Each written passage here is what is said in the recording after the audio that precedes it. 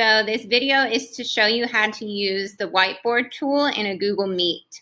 So when you're in a Google Meet, you're going to hit the three dots on the bottom right-hand corner, and you're going to click Whiteboard, which will open up a Google Jamboard.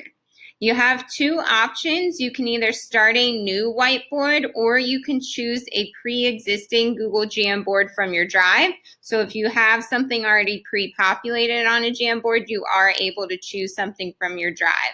I'm going to go ahead and click Start a New Whiteboard. And when you click that, it's going to ask you if you want to share it with all of the students in your class. All of their email addresses will pop up. You can choose whether you want them to just view the whiteboard, if you want them to just straight up see what you're writing but not be able to write anything on it themselves. Or you can change it to edit if you would like the students to have editing rights and be able to add stuff to the whiteboard as well. So I'm going to change it to edit and click send. You can go ahead and click got it because the students are outside of our organization. It is going to go ahead and open up a Google Jamboard where you can do a lot of things on the Jamboard. You could either write on it with a pen. The second tool is the eraser tool. The fourth tool is how you add a sticky note. And the kids will be able to do this as well if you give them editing rights. You can add a picture.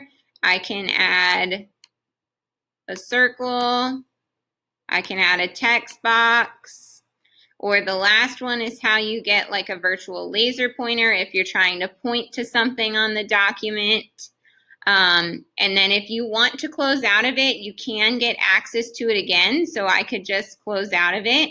And how I'm going to get access to it again is at the bottom here, there's a paper clip next to meeting details. You're going to click that paper clip and then click attachments. And that's how you can get your Google Jamboard back open if you close out of it. But when you do open up a Google Jamboard, you can see over here in the chat that it shares a direct link with your students in the chat.